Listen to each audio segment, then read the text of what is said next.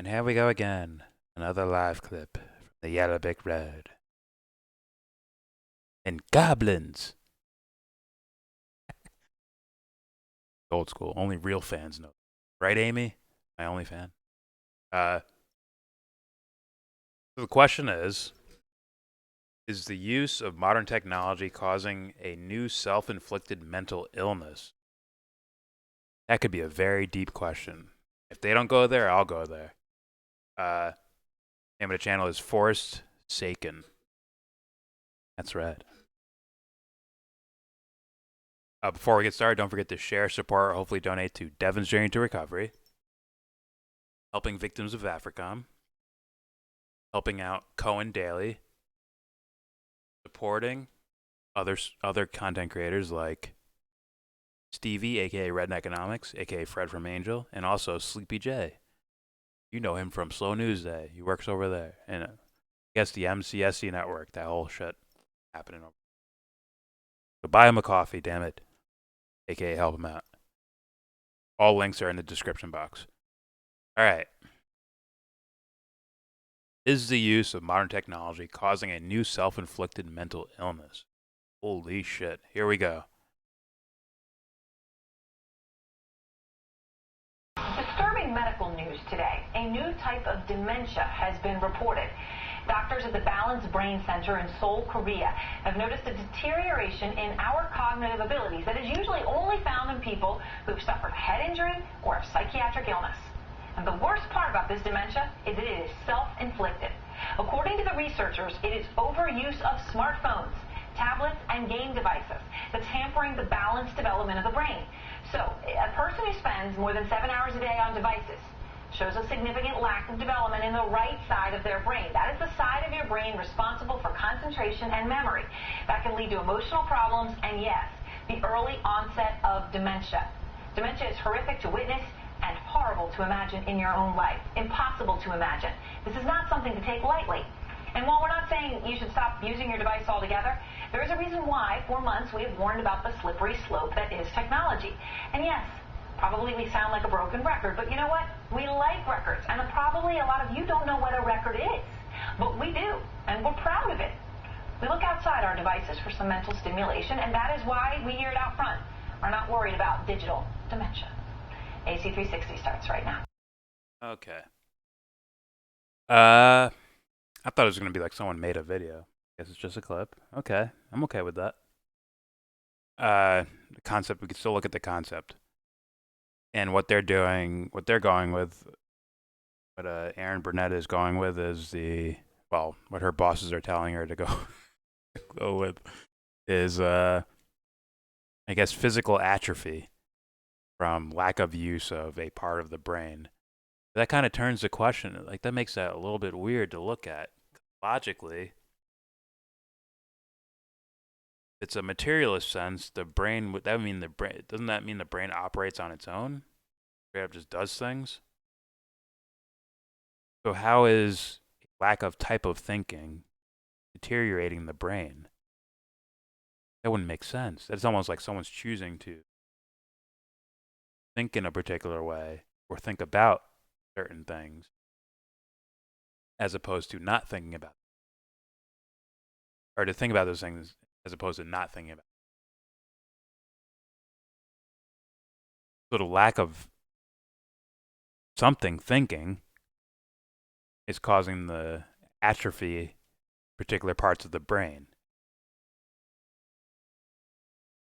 But wouldn't that require, like, the brain wouldn't auto do that, would it? It doesn't make sense. It's almost like there's like some sort of underneath chooser that's working through the brain. It kind of begs that question, doesn't it? That's a little weird, right?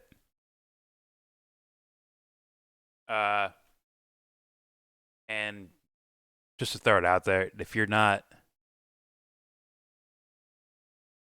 if there are certain things in regards to thought that you're not exploring about yourself, then for a lot of philosophers, it'd be hard to call it thinking in the first place. It'd almost be like, oh, more phones. Use phone? think this way now. Almost like you're on auto run or autopilot, as opposed to philosopher's philosopher's death version of true thinking, real thought. The brain works like a muscle, use it or lose it. That implies so much when you say use it. Use it. Who's using what? I thought we were the brains. How could we? Doesn't make sense. Uh,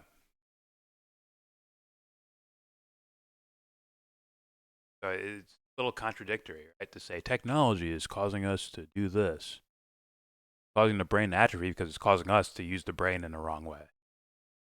Wait a minute. Who's the us there?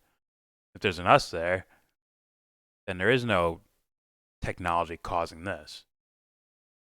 Me choosing to partake in strictly this type of thinking affecting the brain. That turns the whole question on its fucking head. Almost like basically debunks most of what CNN does in the first fucking place. Right? You know, I would think. Like, I think I said this yesterday or last night, where I'm like, oh, if I bet people's thinking would instantly change if some sort of magical being floated from the sky or something. I was like, oh fuck, I have to think about this. Like before, when you'd be like, take a couple dollars out of the register. Now it's like, oh fuck, if I live forever and my choices mean something, oh fuck, better think. Now I think the quote unquote highest moral intelligent people that have ever existed, including currently today, have become their own overseer of their actions, thoughts, and intentions, and all of that. Right? Where they're almost watching themselves in third person, in a way, watching their own thoughts in third person. They have become their own hidden observer. They took that responsibility and said, I'm going to see myself do this rather than just be, oh, everybody does this. I'm just going to do it too. But that is a spooky path because people usually figure that out after live like a conditioned life, socially conditioned life. Biology there. They usually figure that out after they experience. They have to backtrack, find out like what. Oh, did I fuck up on something? Better look at it. Oh, that shit's scary. Because I think we talked about earlier this weird notion of heaven and hell. There's hell right there. There's your own personal hell. Built for you because it is you. Meaning whatever scares you scares you. There is no fire and brimstone. This shit don't scare me. No, it's for you. It's your thing. Your quote unquote peccadillos. Your particulars that are all on the table right in front of you. Trust me, that shit scary.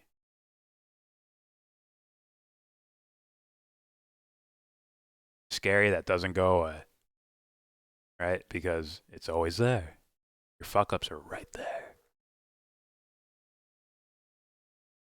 Not next door neighbors. They're right upstairs in the room, right next to you, or down in the basement. There they are. They're in your house. They're yours. They're you. Congratulations. I don't know how I went off into that, but I did. So as far as technology, the question of self-inflicted mental illness, I wouldn't even consider that mental illness. As far as brain atrophy, to me, psychological illness is an illness of choice. So it's not It's not, I have this disease or that disease, right? It's more of, here's the conditions and what do you do? No matter what, physician tells you you have, what do you do with it? That's where it can become illness or a fucking strength, where you couldn't imagine yourself without that quote unquote ability.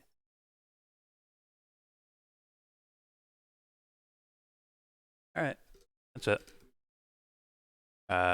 Don't forget to share, support, hopefully donate to Devon's Journey to Recovery, helping victims of Africom, helping out Cohen Daly, helping support his family and stuff. Don't forget to support Stevie. Can't do 4. There's 4. Stevie, aka Redneck Economics, help her out, and also, bam, get some coffee for Sleepy J. Yes, it's more than coffee. Also, give this video a thumbs down.